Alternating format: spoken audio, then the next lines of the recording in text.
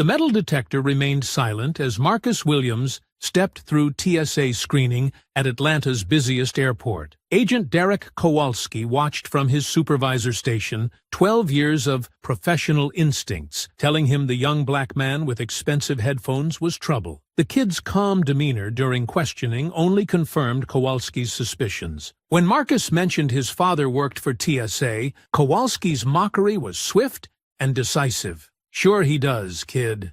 Hours later, sitting in the sterile detention room he'd thrown Marcus into, Kowalski would finally understand his fatal error as Director James William, head of the TSA, walked into the room. Before we go any further, comment where in the world you are watching from and make sure to subscribe because tomorrow's story is one you don't want to miss. Marcus Williams adjusted his headphones as he navigated through the maze of Hartsfield-Jackson Atlanta International Airport, his rolling suitcase trailing behind him like a faithful companion. The familiar chaos of travelers rushing to gates, the constant announcements echoing through the terminal, and the smell of overpriced coffee created a symphony he'd grown to appreciate. At 16, he'd already accumulated more frequent flyer miles than most adults, thanks to his father's demanding travel schedule and his own academic commitments. "Excuse me, young man," called out a Delta Gate agent as Marcus passed by Terminal B. "You dropped this." She held up his boarding pass, which must have slipped from his jacket pocket. Marcus smiled and jogged back to retrieve it. "Thank you so much. I would have been in serious trouble without this." "Chicago, huh? Business or pleasure?" she asked, noting his destination. "Academic conference. I'm presenting a research project on cybersecurity at the National High School Science Competition." Marcus's face lit up with pride. "My computer science teacher says it's a great opportunity to network with college recruiters." The agent's eyebrows raised, impressed. "Wow, that's fantastic. Good luck with your presentation." Marcus thanked her and quickened his pace. He pulled out his phone to check his schedule. The opening ceremony started at 6, giving him plenty of time to settle into his hotel and review his notes. His father had wanted to accompany him, but Director Williams was stuck in Washington, dealing with some crisis at TSA headquarters. He paused near a Starbucks to send a quick text to his father. "About to go through security. Flight's on time. I'll call you when I land." The response came quickly. "Proud of you, son. Remember what we practiced about your presentation. You've got this. Love you." Marcus smiled, feeling the familiar warmth of his father's support. Director Williams had been skeptical when Marcus first got interested in cybersecurity, worried about his teenage son poking around in sensitive digital territories. But when Marcus's high school project on airport security vulnerabilities caught the attention of his teachers, his father's concern transformed into genuine pride. A family with young children struggled past him, the parents juggling car seats, diaper bags, and boarding passes while trying to corral 2 toddlers. Marcus stepped aside to give them more room, remembering his own family trips when he was younger, back when his mother was still alive, and airport adventures were shared experiences rather than solo journeys. "First time flying?" he asked the frazzled mother, noting her nervous expression. "Is it that obvious?" she laughed. "We're visiting my parents in Denver. The kids have never been on a plane. You'll do fine. Just remember to bring snacks and download some movies on your tablet. The altitude might bother their ears during takeoff and landing. Have them chew gum or drink something." "Thank you, honey. You're very kind." Marcus continued toward the security checkpoint, feeling good about the small interaction. His father always said that airports revealed people's true character. Some became impatient and rude under stress, while others found opportunities to help and connect.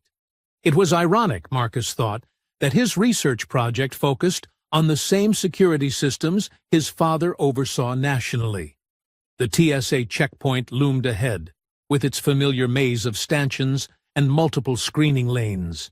Marcus joined the shortest line, automatically organizing his belongings according to the routine he'd perfected over dozens of flights. Laptop in one bin, shoes and belt in another, phone and wallet in his jacket pocket to avoid losing them. He watched the TSA agents methodically processing travelers, their movements efficient and practiced. Most interactions were brief and professional. Scan boarding pass, check ID, wave through the metal detector, collect belongings. The system worked smoothly when everyone knew their role. A business traveler ahead of him grumbled about removing his shoes, complaining loudly about the inconvenience to anyone who would listen. Marcus silently shook his head, remembering his father's advice about traveling with dignity and patience. "The agents are just doing their job," Director Williams had explained. "Treat them with respect, follow procedures, and everything goes smoothly." As the line moved forward, Marcus noticed a TSA supervisor watching the screening process from an elevated platform. The man's badge read Kowalski, and his expression seemed perpetually stern, scanning each passenger with the intensity of someone looking for trouble. Their eyes met briefly, and Marcus offered a polite nod before looking away. The family with young children from earlier was struggling in the next line over, their toddlers crying as parents frantically tried to organize their belongings. Marcus wished he could help, but knew better than to leave his position in line or interfere with the security process. His phone buzzed with a text from his presentation partner back in Atlanta. "Break a leg tomorrow. Your slides look amazing. The judges won't know what hit them." Marcus quickly typed back, "Thanks, nervous but excited. This could change everything for college applications." "Next," called the TSA agent at the document check station. Marcus stepped forward, boarding pass and driver's license ready, completely unaware that his routine flight to Chicago was about to become anything but routine. Development 1. Marcus handed his boarding pass and license to the TSA agent at the document checkpoint. The agent, a middle-aged woman with kind eyes, scanned both documents and compared the photo to his face. "Chicago for business or pleasure?" she asked routinely. "Academic conference. I'm presenting a research project on cybersecurity." "That's impressive for someone your age. Good luck with your presentation." She handed back his documents with a smile. "Have a safe flight." Marcus moved toward the security screening area, placing his belongings in the gray plastic bins with practiced efficiency. His laptop went into a separate bin, his shoes and belt into another. He kept his phone and wallet in his jacket pocket as he approached the metal detector. From his elevated supervisor station, Agent Derek Kowalski watched the flow of passengers with the calculating gaze of a predator selecting prey. 12 years on the job had taught him to spot troublemakers, and something about the young black kid in the expensive headphones triggered his instincts. Too confident, too comfortable, too well-dressed for a teenager traveling alone. The kid moved through the line with the ease of a frequent flyer, which struck Kowalski as suspicious. Where does a 16-year-old get money for regular air travel? The expensive electronics, the designer backpack, the casual way he handled airport procedures. It all added up to something that didn't sit right. Marcus stepped through the metal detector without incident, the machine remaining silent as he raised his arms and waited for clearance. He moved to collect his belongings from the conveyor belt, reaching for his laptop bin first. "Sir, please step aside for additional screening," called Agent Sarah Mitchell from behind the scanning station. She was young, maybe 28, with blonde hair pulled back in a regulation ponytail. Her tone was professional, but not unkind. Marcus paused, slightly surprised. "Is there a problem with something?" "Just routine additional screening. Please step over here." Sarah gestured toward a secondary screening area off to the side. Kowalski descended from his platform, his movements deliberate and authoritative. He'd seen enough to confirm his suspicions. The kid's surprise seemed forced, too practiced. In Kowalski's experience, innocent people didn't ask questions when selected for additional screening. "I'll handle this one, Mitchell," Kowalski said, his badge clearly identifying him as a supervisor. He studied Marcus with unconcealed scrutiny. "Empty your pockets completely and place everything in this bin." Marcus complied, removing his phone, wallet, and a small pack of gum. "I'm not sure why I was selected. I passed through the metal detector fine." "Random additional screening is standard procedure," Kowalski replied, though his tone suggested nothing random about it. "What's the purpose of your travel?" "Academic conference in Chicago. I'm presenting a research project." Kowalski's eyes narrowed. The kid's story was too convenient, too rehearsed. A teenager presenting at academic conferences? Traveling alone with expensive equipment? Every instinct told him something was off. "What kind of research?" Kowalski pressed, beginning to examine Marcus's belongings more thoroughly than necessary. "Cybersecurity. Specifically, vulnerabilities in airport security systems." Marcus answered honestly, not realizing how his words would be interpreted. The response hit Kowalski like confirmation of his worst suspicions. A young black male claiming to research airport security vulnerabilities, traveling alone with expensive electronics, too comfortable with airport procedures. The pieces clicked together in his mind, forming a narrative that justified his growing hostility. "Airport security vulnerabilities," Kowalski repeated slowly, his voice taking on an edge. "That's interesting." "Very interesting." Sarah Mitchell continued her assigned tasks nearby, processing other passengers without paying much attention to the developing situation. She'd seen Kowalski conduct additional screenings before and knew better than to interfere with a supervisor's methods, especially when she was still relatively new to the job. Marcus began to sense the shift in atmosphere, the way Kowalski's questions carried implications beyond their surface meaning. "It's a high school project. My computer science teacher helped me develop it for the National Science Competition." "High school project," Kowalski said with obvious skepticism. "And you just happened to choose airport security as your topic?" "My father works in airport security. I thought it would be interesting to—" "Your father works in airport security?" Kowalski interrupted, his suspicion deepening. "What's his name? What airport?" Marcus hesitated, suddenly unsure whether mentioning his father's actual position would help or hurt his situation. "James Williams. He works for TSA." The name meant nothing to Kowalski, who dealt primarily with local operations and rarely interacted with higher-level management. To him, it sounded like another convenient lie from a kid who seemed to have an answer for everything. "Sure he does," Kowalski muttered under his breath, loud enough for Marcus to hear. "Mitchell, I need you to conduct a thorough search of this bag. Look for anything unusual." Sarah nodded and began methodically examining Marcus's backpack, removing his conference materials, change of clothes, and presentation notes.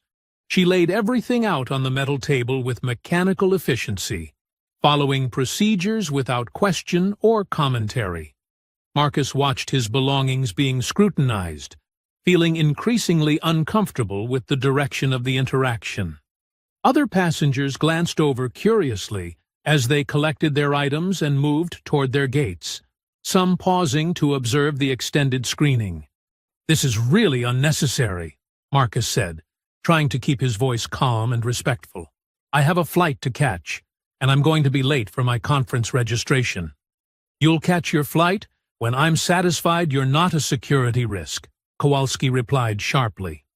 "And right now, your story has more holes than Swiss cheese." The accusation hung in the air like a challenge, transforming what should have been routine additional screening into something far more serious and personal. "Holes in my story?" Marcus's voice carried a note of disbelief. "I'm telling you the truth. I can show you my conference registration, my hotel reservation, my presentation materials." "Anyone can fake documents these days," Kowalski interrupted, his tone growing more aggressive, "especially someone who claims to be an expert in cybersecurity. Tell me again why a high school kid is traveling alone to Chicago with thousands of dollars worth of electronics." Marcus felt his carefully maintained composure beginning to crack. They're not thousands of dollars. My laptop is 3 years old and my headphones were a birthday gift. I'm 16, not 6. I'm allowed to travel alone. Are you? Kowalski stepped closer, invading Marcus's personal space. Because, in my experience, teenagers who travel alone with expensive equipment and stories about researching airport security are usually up to something. Sarah Mitchell continued her methodical search of Marcus's belongings, pulling out his presentation folder and flipping through the pages. Charts, graphs, and technical diagrams filled the papers, all related to cybersecurity protocols. She glanced at them briefly before setting them aside, more focused on completing her assigned task than understanding the content. What's this? Kowalski snatched the presentation folder from the table, scanning the technical diagrams with suspicion. These look like blueprints of security systems. They're not blueprints, Marcus said, his voice rising slightly. They're flowcharts showing how cybersecurity protocols work. It's academic research, not some criminal plan. Academic research, Kowalski repeated mockingly. Right. And I suppose you just coincidentally chose to research the exact systems you're trying to bypass right now? The accusation was so absurd that Marcus almost laughed, but the seriousness in Kowalski's eyes stopped him cold. I'm not trying to bypass anything. I went through your metal detector. I submitted to additional screening. I've answered all your questions.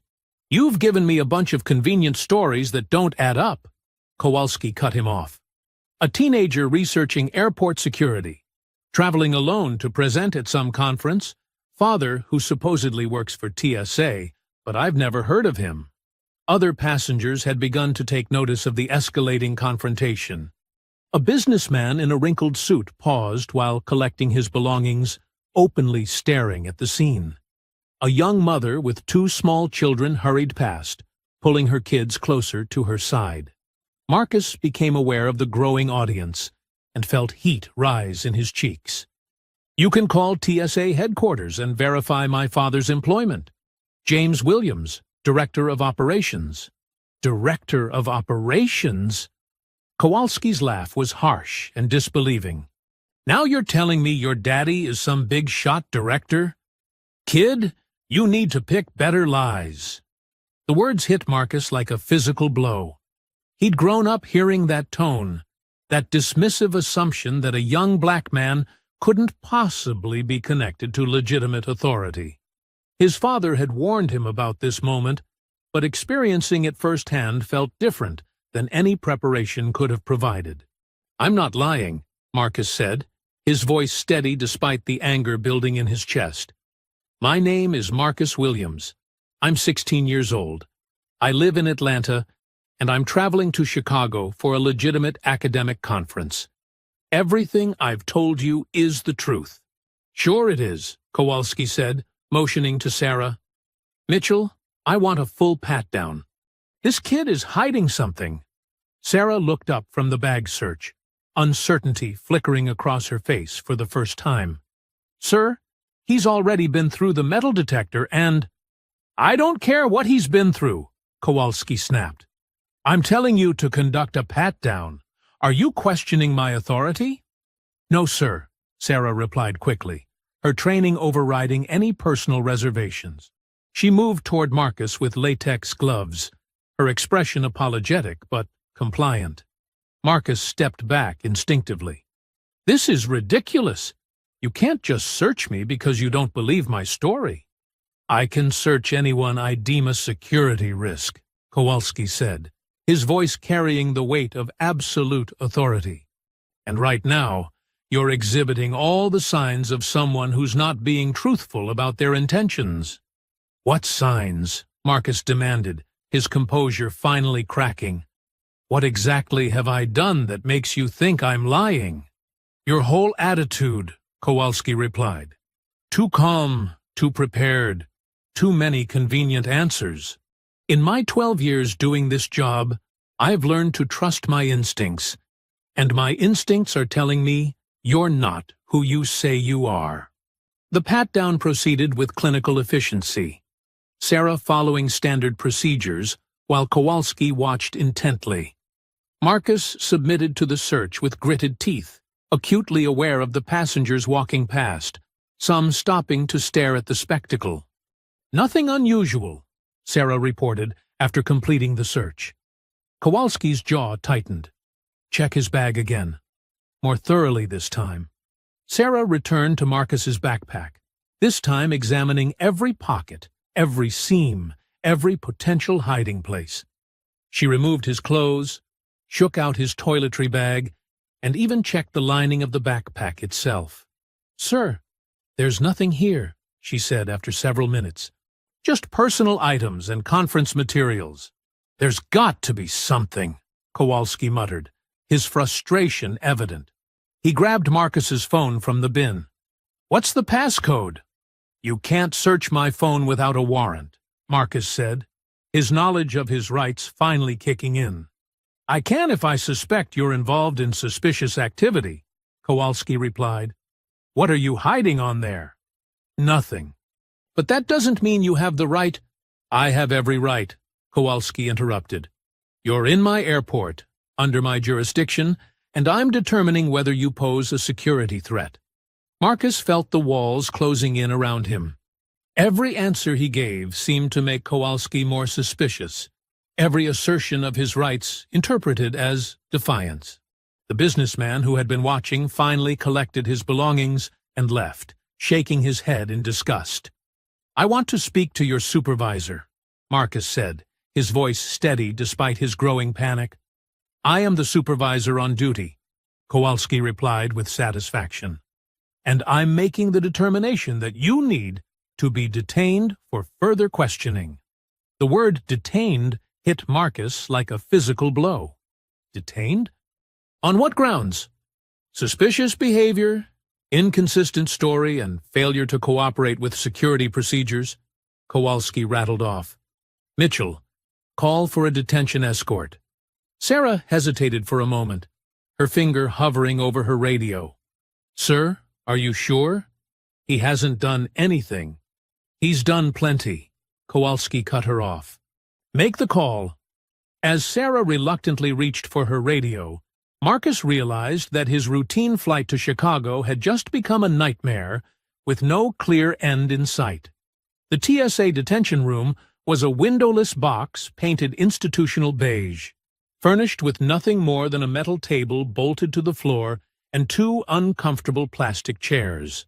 Marcus sat in one of them, his hands clasped tightly in his lap, as he tried to process what had just happened.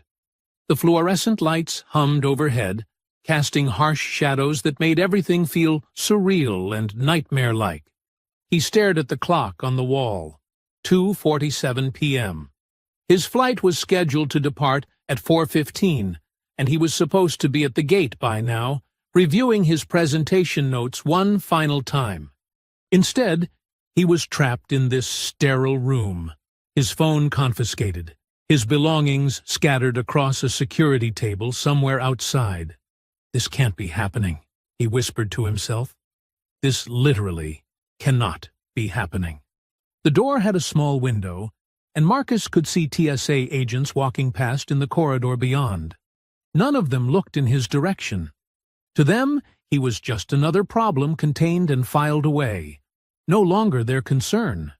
Meanwhile, back at the security checkpoint, Kowalski was typing his incident report with the satisfaction of a job well done.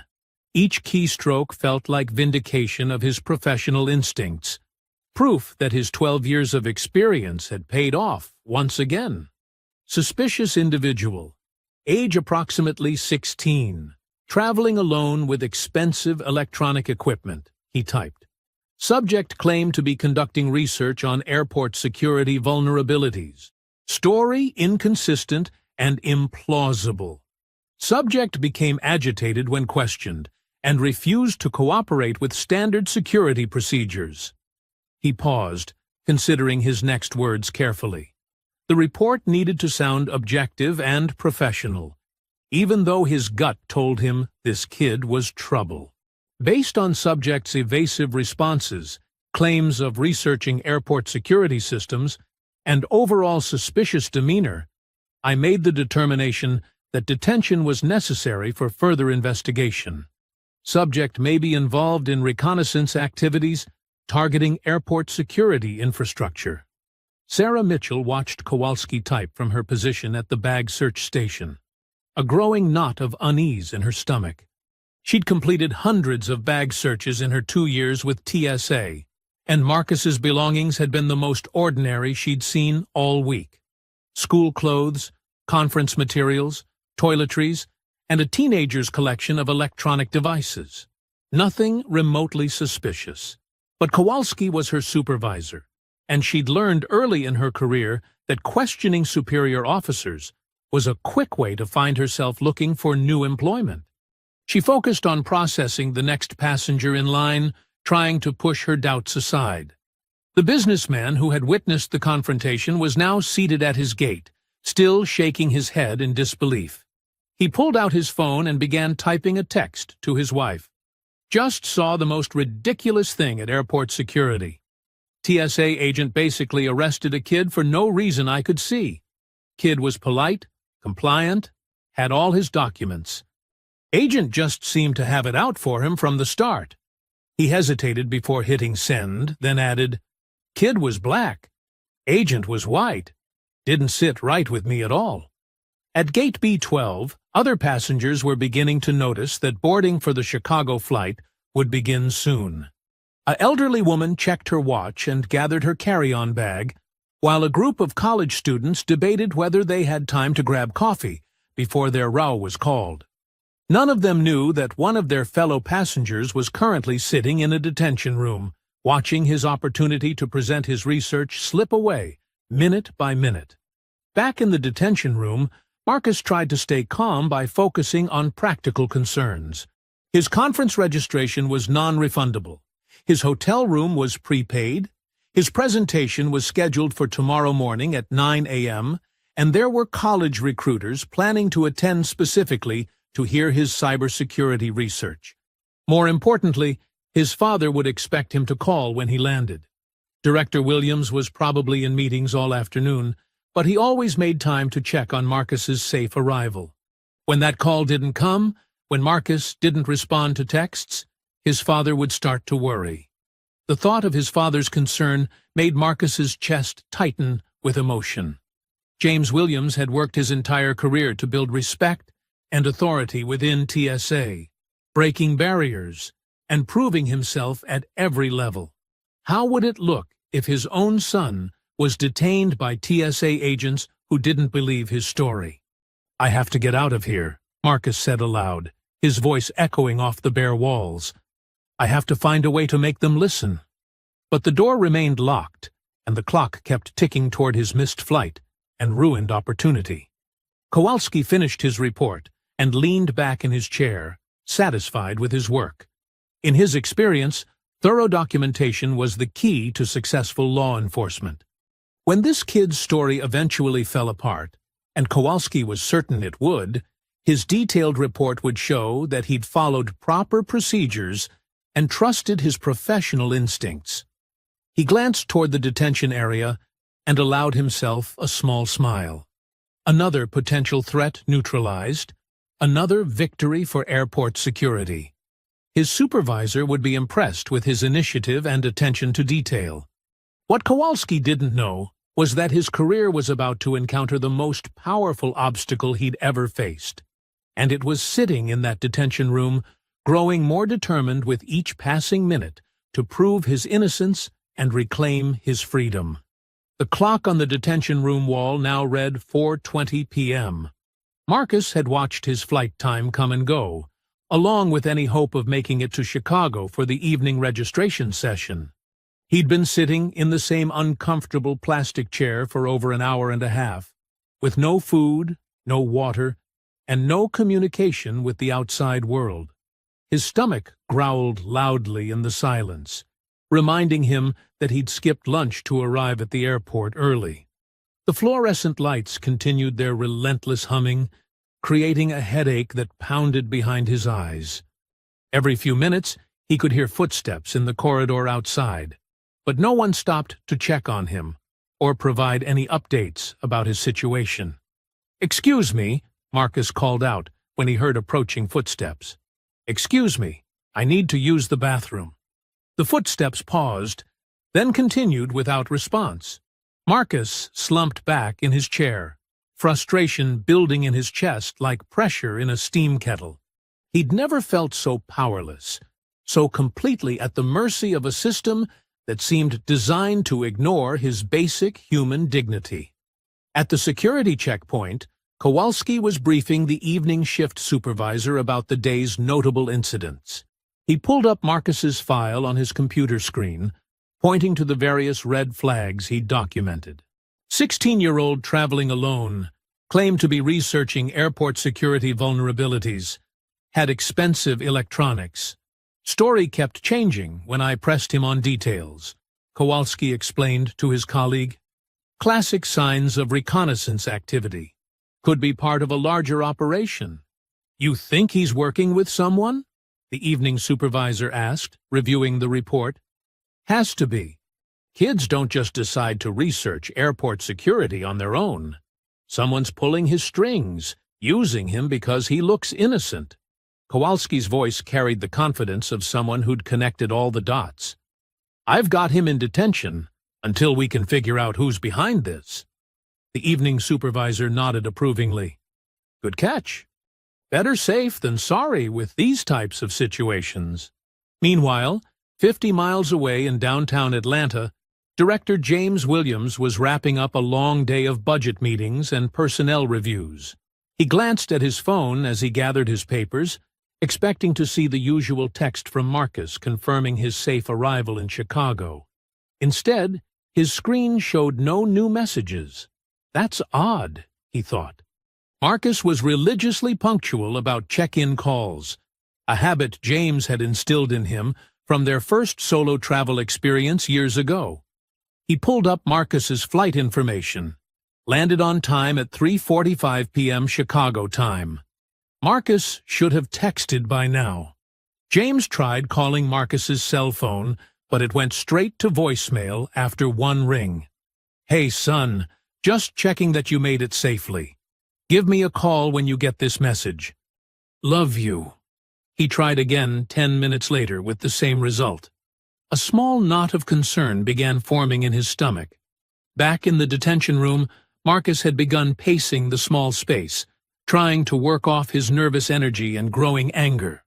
3 steps to the wall, turn around, 3 steps back. The repetitive motion helped him think, helped him strategize about how to get out of this situation. He'd been polite and cooperative, exactly as his father had always taught him. He'd answered every question truthfully, provided all requested documentation, submitted to searches without complaint. None of it had mattered. Kowalski had already decided Marcus was guilty of something, and every piece of evidence to the contrary only seemed to reinforce that predetermined conclusion. "I need to make a phone call," Marcus said loudly, hoping someone would hear him through the door. "I'm entitled to a phone call." Silence. He tried again, louder this time. "I need to contact my father. I'm supposed to check in when I travel."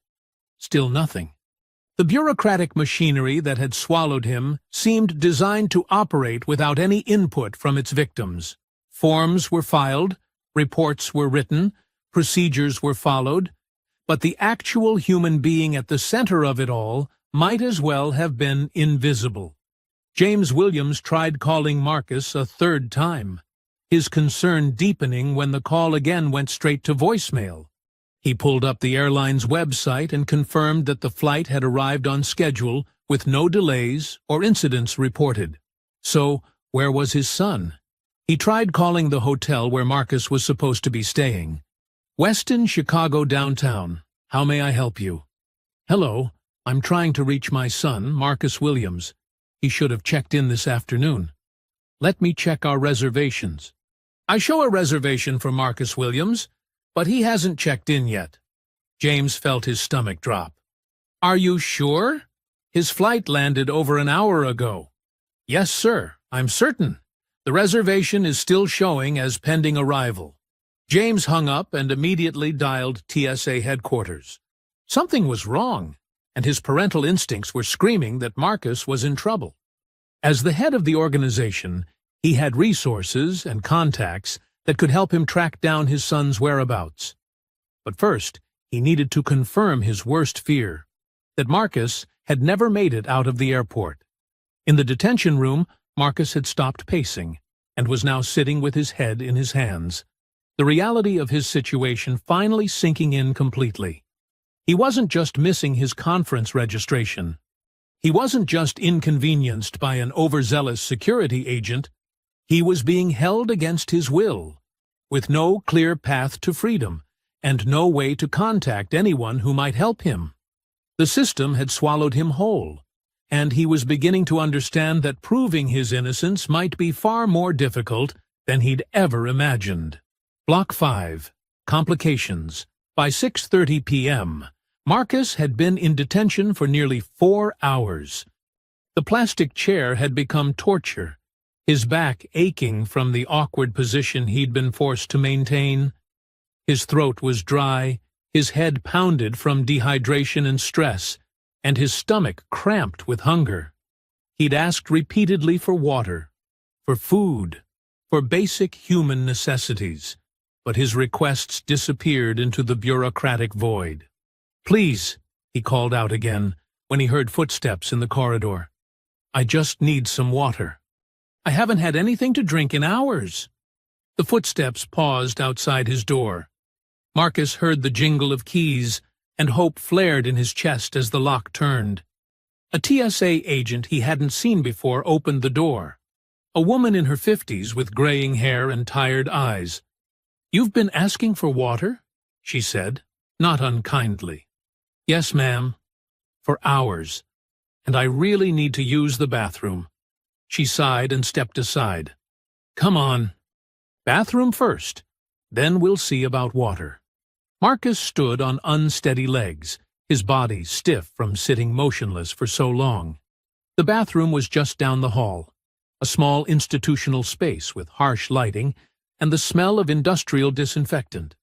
It was the first privacy he'd had all day, and he splashed cold water on his face, trying to clear his head. "You get 5 minutes," the agent said when he emerged. Then back to the room. "Ma'am, can I please make a phone call? I'm supposed to check in with my father when I travel. He's going to be worried sick." She hesitated, studying his face. "What's your name, son?"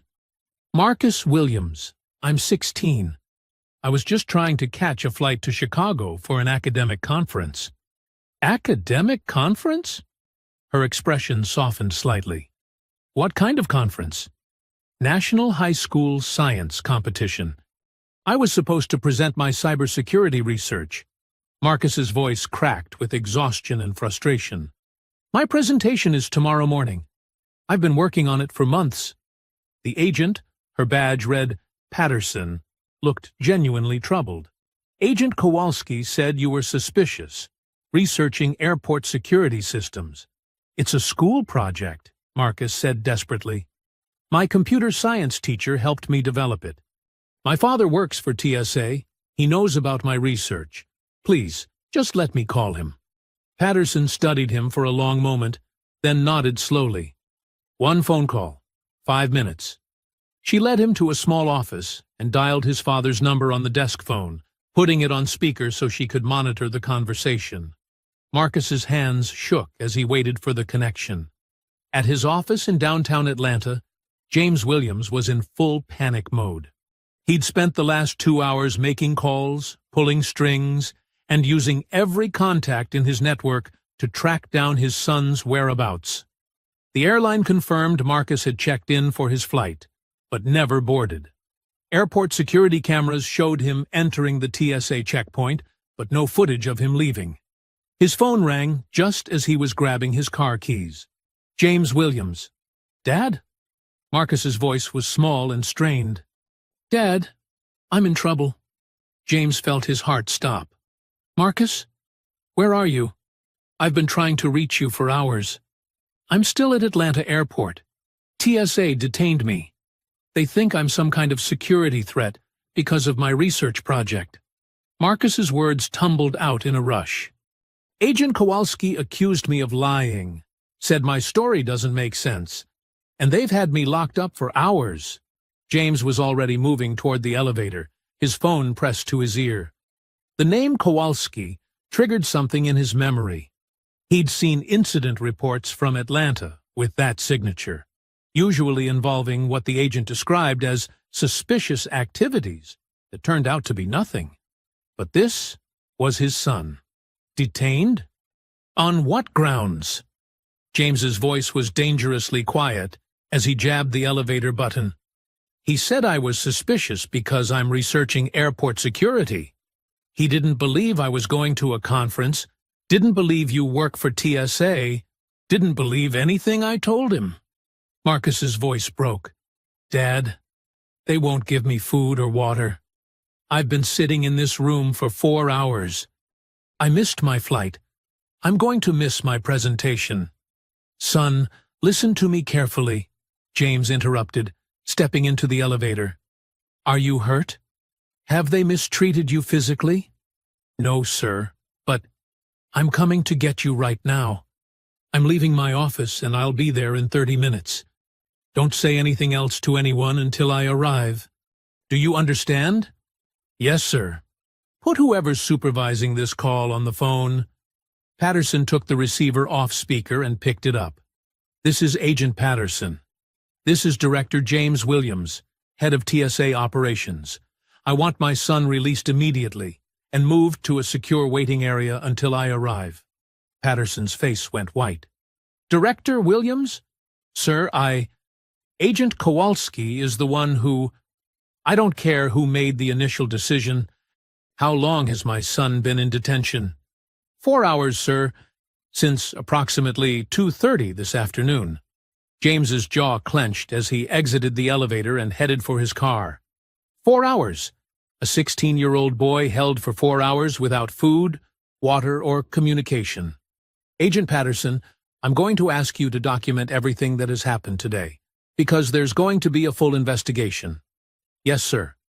I'll take care of Marcus immediately. I'll be there in 30 minutes. And Patterson? If anyone tries to interfere with my son's release or asks him any more questions before I arrive, they'll be answering to me personally. As James started his car and pulled out of the parking garage, he was already planning the conversation he would have with Agent Kowalski. A conversation that would end the man's career and send shockwaves through the entire TSA system. 25 miles of Atlanta traffic had never seemed so far. Block 6, Emotional Dilemmas. The glass doors of the TSA administrative office slammed open with enough force to rattle the windows. Director James Williams strode through the checkpoint area like a man possessed, his expensive suit and authoritative bearing causing every agent in sight to freeze mid-task. His face was a mask of controlled fury that promised consequences for someone. Where is Agent Kowalski? His voice cut through the ambient noise of the airport like a blade. And where is my son? The duty supervisor, a nervous man named Henderson, practically stumbled over himself to respond. Director Williams, sir. Agent Kowalski is... I didn't ask for his life story. I asked where he is. Now. Break room, sir. But your son is in Office 3 with Agent Patterson. He's been released from detention as you ordered. James was already moving toward the office, but he stopped and turned back to Henderson with eyes that could have melted steel. Released from detention? My 16-year-old son was in detention? For how long? Henderson's Adam's apple bobbed as he swallowed hard. 4 hours, sir. Since approximately 2:30 this afternoon. 4 hours. James repeated the words slowly, as if trying to process their meaning. And in those 4 hours, did anyone think to verify his story? Did anyone think to call TSA headquarters to confirm that James Williams has a son named Marcus? Sir, Agent Kowalski handles his own investigations. Get Kowalski. Right now. And clear this area of unnecessary personnel. Meanwhile, In Office 3, Marcus sat with Agent Patterson, still nursing the bottle of water she'd given him. He looked up as footsteps approached the door, recognizing the purposeful stride of his father, even through the walls. The door opened, and James Williams entered, his presence filling the small space with barely contained energy.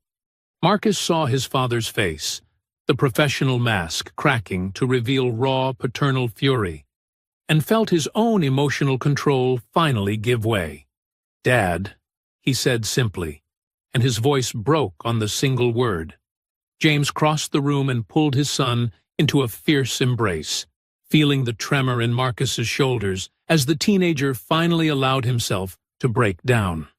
Over Marcus's head, he took in his son's appearance, the exhaustion, the stress lines around his eyes, the way his clothes were wrinkled from hours in an uncomfortable chair.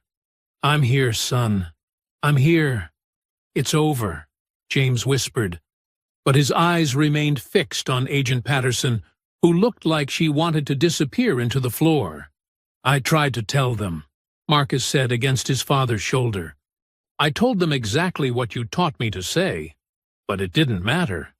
He'd already decided I was guilty of something." James held his son tighter, feeling the full weight of his parental failure. He'd taught Marcus how to navigate airport security, how to be respectful and compliant, how to follow procedures, but he'd never prepared him for malicious prejudice disguised as professional duty. "Agent Patterson," James said, his voice deadly quiet, "I want you to tell me exactly what happened to my son. Every detail." Patterson shifted uncomfortably. "Sir, Agent Kowalski initiated the secondary screening. He felt the subject, your son, was exhibiting suspicious behavior." "Suspicious behavior? Such as?" "Well, he was traveling alone with expensive electronics, and he claimed to be researching airport security systems." "Claimed to be researching." "Agent Patterson, are you aware that my son has been working on a cybersecurity project for the National High School Science Competition? Are you aware that I've personally reviewed his research and given him permission to use TSA protocols as a case study?" Patterson's face went pale. "No, sir, I wasn't aware of that." "Of course you weren't, because no one bothered to verify anything. No one made a single phone call." James's voice was rising despite his efforts to maintain control. "Instead, you held a child, my child, in detention for 4 hours without food, without water, without basic human dignity." Marcus pulled back from his father's embrace, wiping his eyes. "Dad, it's not Agent Patterson's fault. She's the one who finally let me call you. She's the one who got me out of that room." James looked at his son with a mixture of pride and heartbreak. Even after everything he'd endured, Marcus was still trying to be fair, still trying to see the good in people. It was exactly the kind of character James had tried to instill in him, but it also made his son vulnerable to the very system James had spent his career trying to reform. "Where is Agent Kowalski?" James asked Patterson. "Break room, sir. But, Director Williams, I think you should know. He's been telling everyone that he followed proper procedures. He's not showing any remorse for what happened." James felt something cold and final settle in his chest. "Agent Patterson, I want you to escort my son to the VIP lounge and make sure he has food and whatever else he needs. I have a conversation to have with Agent Kowalski." "Dad," Marcus said quietly, "don't let this destroy your career. I'll be okay." James looked at his son, this remarkable young man who was more concerned about his father's professional reputation than his own trauma, and made a decision that would define the rest of his time as director. "Son, some things are more important than careers. And protecting you and every other innocent person who walks through these checkpoints is one of them." Block 7. Escalation. James Williams walked through the TSA administrative area with measured steps, his fury now crystallized into something far more dangerous than explosive anger: cold, calculated determination. Every agent he passed seemed to shrink under his gaze, understanding instinctively that they were witnessing the calm before a career-ending storm. The break room door stood slightly ajar, and through it, James could hear Kowalski's voice holding court with several other agents. "Look, I've been doing this job for 12 years, Kowalski was saying. I know suspicious behavior when I see it. Kid had all the classic signs, too calm, too prepared, stories that were just a little too convenient. You can't tell me that's not textbook reconnaissance activity." "But Derek, his father is some big shot at TSA, another voice said uncertainly. "So he says. Anyone can claim their daddy works for the government. I've heard that story 100 times. Kowalski's voice carried absolute confidence. "When this investigation is over, they're going to see that I followed proper procedures and protected airport security." James pushed the door open and stepped inside. The conversation died instantly as 5 TSA agents turned to face the tall, imposing man in the expensive suit. Their expressions ranged from nervous curiosity to outright confusion, none of them immediately recognizing him. "I'm looking for Agent Kowalski," James said, his voice carrying an authority that made everyone in the room straighten unconsciously. "That's me," Kowalski replied, his confidence intact as he stood to face what he assumed was some mid-level administrator. "And you are?" "James Williams, Director of TSA Operations." James watched as the color drained from Kowalski's face. "I believe you detained my son today?" The silence that followed was so complete that the hum of the vending machine seemed deafening. Kowalski's mouth opened and closed several times before any words emerged. Your son?" he stammered. "Marcus Williams, 16 years old, traveling to Chicago for an academic conference. Ring any bells?" Kowalski's professional confidence crumbled, like a house of cards. "Sir, I had no idea. He said his father worked for TSA, but I thought he was lying." "You thought he was lying?" James stepped closer, his presence filling the small break room. "Agent Kowalski, I want you to explain to me, in detail, what specific behaviors made my son suspicious enough to warrant 4 hours of detention." The other agents in the room began quietly edging toward the exit, but James's voice stopped them cold. "Everyone stays. I want witnesses to this conversation." Kowalski was visibly sweating now, his earlier bravado completely evaporated. "Sir, the subject, your son, was traveling alone with expensive electronic equipment, claimed to be researching airport security vulnerabilities, and when I questioned him, his answers seemed rehearsed." "Rehearsed? You mean polite and articulate?" "Well, no, sir, I mean—" "Agent Kowalski, are you aware that Marcus Williams has been working on his cybersecurity project for 6 months? Are you aware that his research has been cleared through proper channels, and that I personally reviewed his methodology?" Kowalski's face went from pale to green. "How was I supposed to know that, sir?" "By doing your job. By making a single phone call to verify his story, before holding a child in detention for 4 hours. James's voice began to rise. "By treating him like a human being, instead of a predetermined threat." One of the other agents cleared his throat nervously. "Sir, if I may, I witnessed part of the interaction, The young man was very polite and cooperative throughout the process. And yet, Agent Kowalski felt the need to escalate the situation to detention. Why? All eyes turned back to Kowalski, who was now openly panicking. I thought his story was too convenient. A teenager researching airport security, traveling alone, expensive equipment. It all seemed suspicious. Suspicious? James repeated the word with deadly precision. Agent Kowalski, in your 12 years of experience, have you ever detained a white teenager for having expensive electronics and traveling alone? The question hung in the air like an accusation. Kowalski's mouth worked soundlessly for several seconds.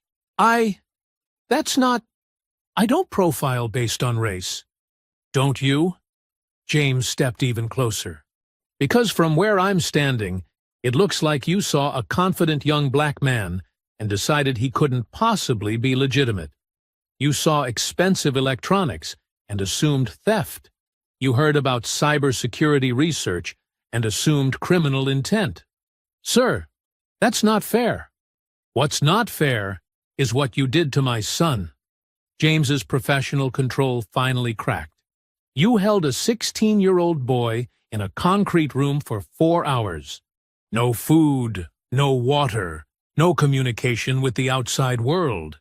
You treated him like a terrorist because he had the audacity to be young, black, and articulate. The room fell silent except for the electrical hum of the fluorescent lights. Everyone present understood they were witnessing the end of a career and possibly the beginning of something much larger. Agent Kowalski, James said, his voice returning to deadly calm, you're suspended immediately pending a full investigation. Clear out your locker, turn in your badge, and security will escort you from the building. Sir, you can't. This isn't fair. I was doing my job. Your job was protecting airport security, not abusing your authority to terrorize innocent children. James turned toward the door, then paused. And Kowalski? Next time you want to claim someone's story is too convenient, you might want to make sure their father isn't the person who signs your paychecks. As James left the break room, his phone was already buzzing with calls from headquarters, and he could hear Kowalski's panicked voice behind him, trying to explain to his colleagues how everything had gone so catastrophically wrong. Within minutes of James Williams leaving the break room, the Atlanta airport's administrative offices erupted into controlled chaos. Airport General Manager Patricia Collins was already on her second emergency phone call when James arrived at her office, his expression making it clear that this conversation would determine the future of several careers. Director Williams, Collins said, hanging up abruptly. I just heard about the incident with your son. I want to assure you that we're taking this matter extremely seriously. Are you? James interrupted, settling into the chair across from her desk with the calm of a man who held all the cards. Because, from what I can tell, this incident represents a complete breakdown of training, supervision, and basic human decency within your TSA operations. Collins shifted uncomfortably. Sir, Agent Kowalski has been suspended pending investigation, and we're reviewing all the procedures. Agent Kowalski is just the symptom, not the disease. James leaned forward. I want to know how many other innocent travelers have been subjected to this kind of treatment. I want to know why none of his supervisors intervened during a 4-hour detention of a minor. And I want to know what systemic changes you're going to implement to ensure this never happens again. Meanwhile, in the VIP lounge where Marcus waited, Agent Patterson sat across from him, struggling with her own complicity in the day's events. She watched as Marcus picked at a sandwich, still visibly shaken despite being reunited with his father. Marcus, she said quietly, I owe you an apology. I should have spoken up when I saw what was happening. Marcus looked up, his young face showing a maturity beyond his years. Why didn't you? The simple question hit Patterson like a physical blow. Because I was afraid. Afraid of losing my job. Afraid of challenging authority. Afraid of rocking the boat. She paused, then added with painful honesty, and because it wasn't happening to someone I cared about. But it was happening to someone, Marcus replied. It was happening to me. Back in Collins's office, James was systematically dismantling the administrative structure that had enabled his son's abuse. His phone remained on silent as he focused entirely on the woman across from him. I want Kowalski's employment terminated, not just suspended, he said. I want every agent who witnessed this incident interviewed by Internal Affairs. And I want a complete review of Atlanta's screening statistics for the past year. broken down by demographic categories. Director Williams, surely you understand that personnel decisions require due process. Due process? James's voice carried a dangerous edge. My son was denied due process for 4 hours. He was presumed guilty and treated like a criminal without a shred of evidence. Don't talk to me about due process. Collins nodded nervously. Of course, sir. What else do you need from us? Full accountability, immediate policy changes, mandatory retraining for all security personnel, and a personal apology to my son from every supervisor who allowed this to happen. James stood from his chair, his presence filling the room. Ms. Collins, this incident doesn't leave this airport. No media, no publicity, no corporate damage control. We handle this internally, professionally, and thoroughly. Is that understood? Absolutely, Director Williams. Complete discretion. As James left Collins's office, he could hear her already making calls, implementing changes that should have been standard procedure years ago. But his focus had shifted to his son, and the healing process that would need to begin. In the VIP lounge, Marcus looked up as his father returned, relief flooding his features. Dad, is it over? James sat beside his son, seeing not just the teenager who'd been traumatized today, but the young man who would carry this experience for the rest of his life. The immediate crisis is over. Kowalski's career is finished, and there are going to be significant changes to how TSA operates. Marcus was quiet for a long moment. I keep thinking about other people this might have happened to. People who don't have a father who can make phone calls and fix things. James felt a surge of pride mixed with heartbreak. His son had been forced to grow up in the space of 4 hours, had learned firsthand that the world wasn't always fair or just. But Marcus was choosing to use that painful lesson to help others. That's exactly why we're going to make sure this never happens again, James said. Not just here, but at every airport in the country. Your experience today is going to change how TSA trains its agents, how we supervise screening operations, and how we handle complaints. Marcus met his father's eyes with steady determination. Good. Then maybe something positive can come from all this. As father and son sat in the quiet of the VIP lounge, both of them understood that the boy who had walked into Atlanta Airport that morning was gone forever, replaced by a young man who had seen the worst of institutional prejudice and chosen to fight back through systematic change rather than public outrage.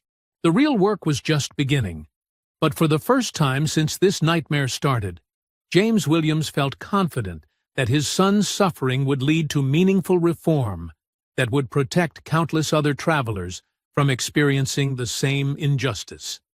2 hours later, James Williams sat in the airport's main conference room with a dozen TSA supervisors, airport administrators, and human resources personnel arrayed around the polished table.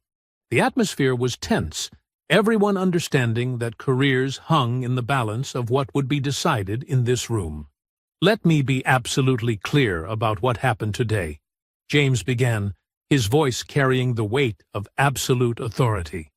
A 16-year-old honor student was detained for 4 hours based on nothing more than racial profiling and institutional prejudice. This isn't a training issue or a procedural oversight. This is a fundamental failure of leadership. Deputy Administrator Sarah Chen, no relation to the TSA agent, shifted uncomfortably as she reviewed the incident report. Director Williams, while we absolutely condemn Agent Kowalski's actions, we need to be careful about making broad, systematic changes based on a single incident. A single incident? James's voice cut through the room like a blade. How many other single incidents have there been? How many other travelers have been subjected to extended detention without cause? How many complaints have been filed and ignored? The silence that followed was telling. Everyone in the room knew there had been other incidents, other complaints, other families who hadn't had the resources or connections to fight back. Meanwhile, in a quiet corner of the VIP lounge, Marcus was on the phone with his computer science teacher, Mr. Rodriguez, explaining why he wouldn't be presenting at the National Science Competition. "Marcus, I'm so sorry this happened to you," Mr. Rodriguez said, his voice heavy with concern. "But you know what? Your research is solid. We can submit it for publication even without the conference presentation." "It's not about the research anymore, Mr. Rodriguez," Marcus said quietly. "It's about what this means for everyone else who looks like me when they travel." "What do you mean?" Marcus took a deep breath, organizing his thoughts the way his father had taught him. "I had every advantage possible. Educated parents, middle-class background, articulate speech, perfect documentation. And none of that mattered. If this can happen to me, what happens to teenagers who don't have those advantages?" Back in the conference room, James was implementing sweeping changes with the efficiency of a man who had spent years preparing for this moment. Effective immediately, all secondary screenings lasting longer than 30 minutes require supervisor approval, he announced. All detentions of minors require parental notification within 1 hour. And I want body cameras on every TSA agent by the end of next month. "Sir, the budget implications alone," one administrator began. "I don't care about budget implications. I care about civil rights violations happening under my watch." James's tone brooked no argument. "We're also implementing mandatory bias training for all personnel, quarterly reviews of screening statistics broken down by demographics, and a new complaint process that bypasses local management." Agent Patterson, who had been quietly observing from the back of the room, finally spoke up. "Director Williams, what about agents who witness inappropriate conduct but don't report it?" James fixed her with a steady gaze. "Agent Patterson, that's an excellent question. What do you think should happen to agents who stand by and watch civil rights violations occur?" Patterson straightened in her chair, understanding that this was her moment of reckoning. "They should face consequences, sir. Silence makes us complicit." "Agreed. Anyone who witnesses inappropriate conduct and fails to report it will face disciplinary action up to and including termination." The room fell silent as the implications sank in. James was essentially requiring every TSA agent to police their colleagues, creating a system of accountability that had never existed before. Deputy Administrator Chen cleared her throat. "Director Williams, these changes are quite extensive. Perhaps we should phase them in over time." "There's no time, Deputy Administrator. Every day we delay implementing these reforms, more innocent people suffer the same treatment my son endured today." James stood from his chair, signaling that the discussion phase was over. "These changes go into effect immediately at Atlanta, and they'll be rolled out nationwide within 60 days. As the meeting broke up, James felt the weight of what he'd just set in motion. He wasn't just reforming TSA procedures. He was declaring war on the institutional racism that had allowed his son to be brutalized. There would be pushback, resistance, and political consequences he couldn't foresee. But when he returned to the VIP lounge and saw Marcus sitting quietly, still processing the trauma of his ordeal, James knew he'd made the right choice. His son had been forced to grow up in a single afternoon, had learned harsh truths about America that no teenager should have to face. "How are you feeling, son?" James asked, settling into the chair beside Marcus. Marcus looked up with eyes that seemed older than his 16 years. "Tired, angry, but also determined, I guess. What happened to me today can't happen to other kids." "It won't," James promised. "Not if I have anything to say about it." As father and son prepared to leave the airport that had become the site of their family's defining moment, both understood that their lives had been fundamentally changed. The systematic reforms James had just implemented would ripple through the entire TSA organization, touching millions of travelers and thousands of agents. But for now, they just wanted to go home and begin the long process of healing from a day that had tested everything they believed about justice, fairness, and the American promise of equal treatment under the law. Climax. 3 weeks later, James Williams stood at the head of a packed conference room in TSA headquarters, facing the largest gathering of airport security personnel in the agency's history. Representatives from every major airport in the country had been summoned to witness what would become known as the Williams Reforms, a complete overhaul of TSA screening procedures born from one teenager's traumatic afternoon. "Today marks the end of business as usual," James began, his voice carrying to every corner of the room. "For too long, we've operated under the assumption that security and civil rights are competing interests. The detention of my son, Marcus Williams, proved that assumption is not only wrong, it's dangerous." In the audience, former agent Derek Kowalski sat in civilian clothes, his termination having been finalized the previous week. His unemployment benefits had been denied, his security clearance revoked, and his hopes of finding work in law enforcement effectively ended. He stared at his hands, the weight of his destroyed career crushing down on him. "Agent Kowalski made a choice that afternoon," James continued, making direct eye contact with his son's former captor. "He chose to see a confident young black man as a threat rather than a traveler. He chose suspicion over verification.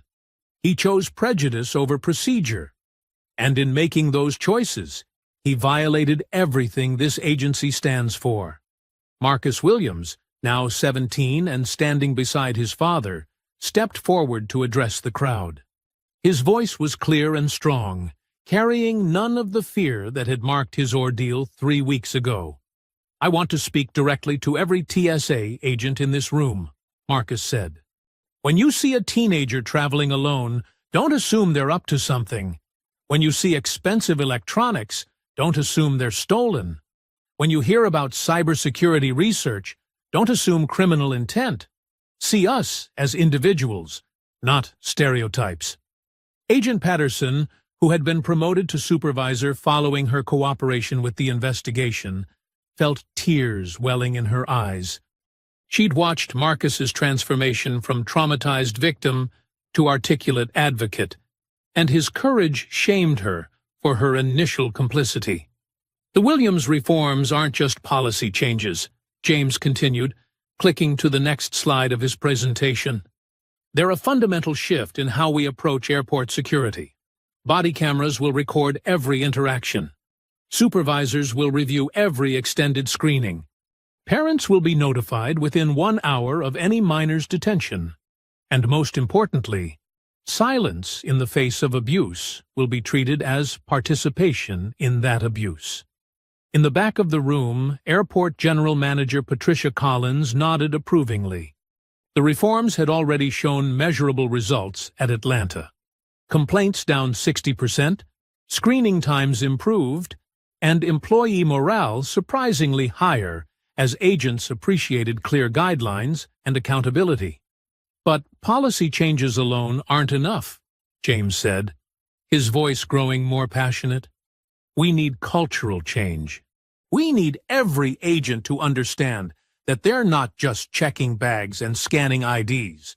They're serving as the face of American security to millions of travelers. How we treat people reflects who we are as a nation." Former Agent Kowalski stood abruptly and walked toward the exit, unable to bear hearing about the career he'd destroyed through his own prejudice. As he reached the door, James's voice followed him. "Agent Kowalski's termination serves as a reminder that there are consequences for abuse of authority. But more importantly, it demonstrates that change is possible when institutions take responsibility for their failures."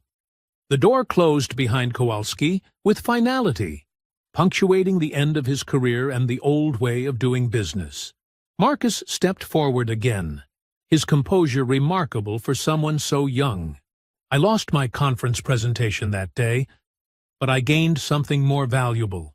the knowledge that one person's trauma can become everyone's opportunity for growth. The hours I spent in that detention room were the worst of my life, but they led to changes that will protect countless other travelers. Agent Patterson raised her hand from the audience. Marcus, what would you say to agents who are afraid these reforms will make their jobs harder? Marcus looked directly at her, remembering her role in his detention, but also her eventual courage in helping him. I'd say that treating people with dignity and respect doesn't make your job harder. It makes it meaningful. The goal isn't to make screening easier for bad actors. It's to make sure good people aren't treated like criminals. James felt overwhelming pride as he watched his son address the room with wisdom beyond his years. The boy who had walked into Atlanta Airport that morning had been innocent and trusting. The young man who stood beside him now understood the complexities of institutional power and personal responsibility. These reforms take effect immediately at all major airports, James announced. Training begins next week. Compliance will be monitored and enforced. And to be absolutely clear, any agent who thinks they can continue operating under the old system will find themselves joining Agent Kowalski in the unemployment line. As the meeting concluded, and hundreds of TSA personnel filed out to begin implementing the new procedures, James put his arm around his son's shoulders. The trauma of that afternoon had been transformed into systematic change that would touch millions of lives. Marcus had gotten his justice, not through public humiliation or media outrage, but through the harder, more meaningful work of institutional reform. And Derek Kowalski had received his comeuppance, not just the loss of his job, but the knowledge that his prejudice had catalyzed changes that would prevent future agents from following his example. The battle for dignity and fair treatment was far from over, but in this moment, father and son had won a decisive victory for every traveler who would benefit from the Williams reforms. 6 months later, Marcus Williams walked through the same TSA checkpoint at Hartsfield-Jackson Atlanta International Airport. But everything had changed. The agents wore body cameras now, their interactions more professional and respectful. Posted signs explained passenger rights in multiple languages, and a dedicated family assistance desk helped travelers navigate the new procedures. "Next, please," called Agent Patterson, now wearing supervisor stripes on her uniform. She smiled genuinely as Marcus approached her station. "Good morning, Agent Patterson," Marcus said, handing over his boarding pass and ID. "Chicago again, this time for the National Cybersecurity Summit." "Congratulations on your acceptance to MIT," she replied, stamping his documents. "Your father must be incredibly proud." "He is. We both are." Marcus paused, then added quietly, "Thank you for everything you did that day. It mattered." Patterson's eyes grew bright with emotion. "No, Marcus. Thank you.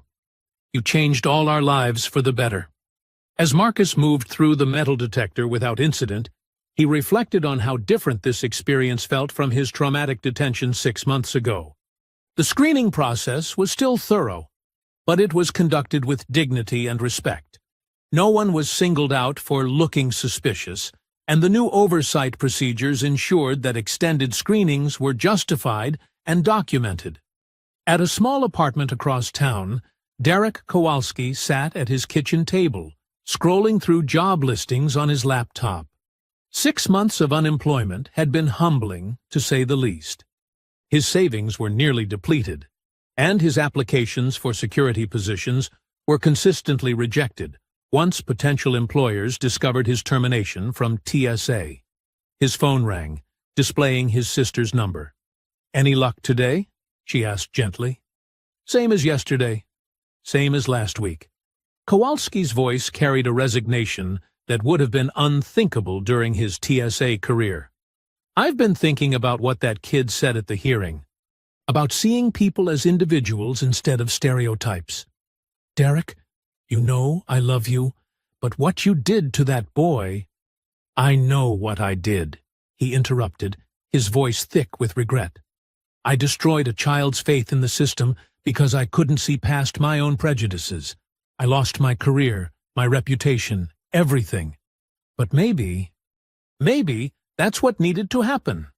Meanwhile, at TSA headquarters, James Williams reviewed the latest statistics from airports nationwide. Complaint rates had dropped by 73% since the Williams reforms were implemented.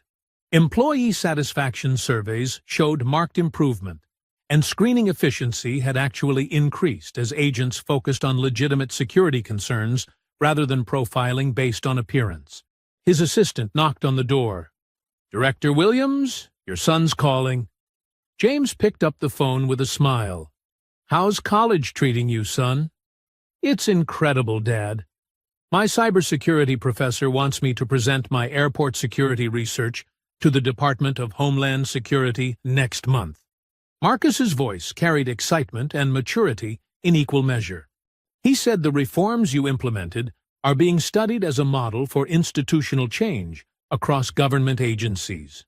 "I'm proud of you, Marcus, not just for your academic success, but for how you've handled everything. You turned your trauma into positive change." "We turned it into positive change," Marcus corrected. "You could have handled that day quietly, made it go away without any publicity. Instead, you chose to fix the system for everyone." James felt his throat tighten with emotion. His son had grown from a confident teenager into a remarkable young man who understood that true strength came from helping others, not from seeking revenge. "Dad, there's something else," Marcus continued. "I've been accepted into a summer internship program with TSA. They want me to help develop new training protocols based on the Williams reforms. Are you sure you want to work for the organization that put you through that ordeal?" Marcus was quiet for a moment, then answered with the wisdom that had emerged from his painful experience. "That's exactly why I need to work for them. Someone has to make sure what happened to me never happens to anyone else." As James hung up the phone, he looked out his office window at the busy streets of Washington, D.C.